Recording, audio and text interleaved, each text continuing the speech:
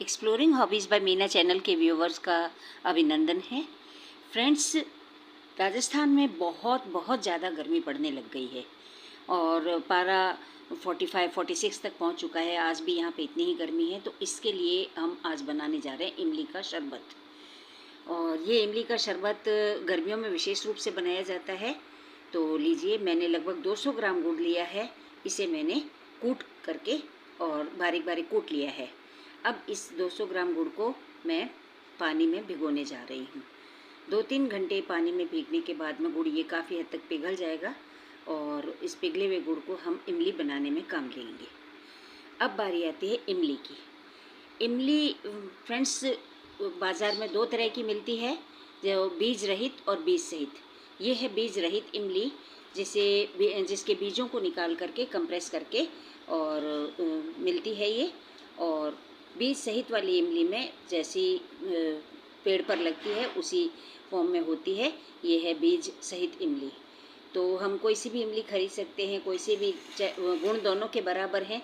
इसके बस अंदर बीज हैं, एक एक फली के अंदर बीज हैं और ये बीज हम जब इसका पल्प काम लेंगे तब हम ये बीज निकाल सकते हैं। तो आज मैं जो शरबत बनाने जा रही हूँ इमली का, वो मैं बना रही हूँ बीज रहित इमली का। और इसके लिए बहुत थोड़ी सी इमली की ज़रूरत पड़ेगी। बीज सहित वाली इमली ज़्यादा भिगोनी पड़ती है, कम। इसे हम भिगो देंगे। ये इतनी सी इमली मैं आज भिगो रही हूँ। इसमें 4 से 5 ग्लास शरबत आराम से बन जाएगा। इमली क्या होती है कि हमारे स्वास्थ्य के लिए बहुत ही लाभदायक होती है। टैमरिंड कहा जाता है इसे इंग्लिश में, और एंटीऑक्सीडेंट से ये भरपूर होती है और ये हमारे इम्यून सिस्टम को मजबूती प्रदान करती है। ये लीजिए, 1 ग्लास मैंने इसमें पानी डाल दिया है और अब इसको पूरी तरह अच्छे से भिगो करके और हम इसको 3-4 घंटे के लिए बंद करके ढक्कन लगा करके छोड़ देंगे। और इमली का शरबत जब हम बनाते हैं तो याद आता है खीचड़ा, जो हमारे बीकानेर में विशेष रूप से अक्षय तृतीया पर बनता है। तो आज चूँकि इमली के शरबत की फरमाइश हुई तो मैंने सोचा अक्षय तृतीया वाला खिचड़ा भी आज बनाती हूँ। खिचड़ा बनाने के लिए हमें लेना होता है इस तरह से ये कुटा हुआ खिचड़ा, जो मैंने पहले भी वीडियो शेयर कर चुकी हूँ। बराबर की मात्रा में मूंग, और अखा तीज के दिन अगर बना रहे हैं तो इसमें डालने होते हैं 7 धान, जो मैंने अभी आपको दिखाए थे। 7 धान में क्या होता है कि 7 तरह के अनाज होते हैं, जिसमें मैंने मूंग, मोठ, चावल, चना, बाजरा, गेहूँ और काला चना वगैरह लिए थे। तो इस तरह से पानी मैंने कुकर में रख दिया है। फटाफट बनने वाला ये खिचड़ा बहुत ही लाभदायक भी होता है और खाने में भी स्वादिष्ट लगता है। वैसे तो विशेष रूप से आखा तीज वाले दिन बनता ही है, लेकिन समय समय पर मेरे घर पे ये बनाया जाता है और खाया जाता है शाम के समय विशेषकर। तो लीजिए, उबले हुए पानी में ही इसको डालना होता है ताकि ये खिचड़े में गांठें ना बने। उबले हुए पानी में खिचड़ा डालकर कुकर का मैंने ढक्कन लगा दिया है। पूरे 29 मिनट अब इसको पकाना है। और चलिए, इन 29 मिनट में हम तैयार कर लेते हैं अपनी ये इमली। तो 3 घंटे पूरा भीग गई है और अब हम इसके पल्प को काम लेंगे। ये गुड़ मैंने छान लिया है और अब हम आते हैं इमली के पल्प की ओर। इमली के पल्प को थोड़ा हिला मिला करके और इसको लगभग 2 से 3 पानी से हम इसको छान लेंगे। 3 बार पानी डाल डाल करके और थोड़ा सा कड़छी से, चम्मच से, मैशर से, किसी से भी इसको दबा करके इसका पल्प अच्छे से निकल जाता है। और ये बीज रहित इमली है, इसमें कोई विशेष मेहनत की भी ज़रूरत नहीं पड़ेगी।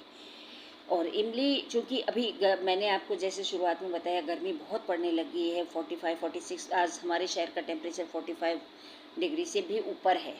तो ऐसे में इमली का याद आई दोपहर में, तो फिर हमने क्या है कि उसी समय इमली भिगो दी और अब ये इमली का शरबत बन रहा है, जो कि हमारे लिए गर्मी से हमारा बचाव करता है। हालांकि इमली की तासीर गर्म है, गुड़ की तासीर भी गर्म है, लेकिन 2 गर्म चीज़ें मिल करके गर्मी का संहार कर देती हैं, समझ लीजिए आप।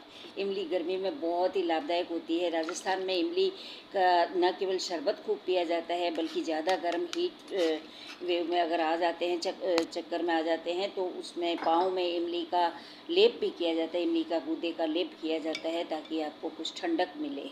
और इसके अलावा ये तो राजस्थान की मान्यता है कि इमली से हमें ठंडक भी मिलती है और ये हमें गर्मी से फाइट करने में मदद करती है, लेकिन इसके वैज्ञानिक गुण भी बहुत होते हैं।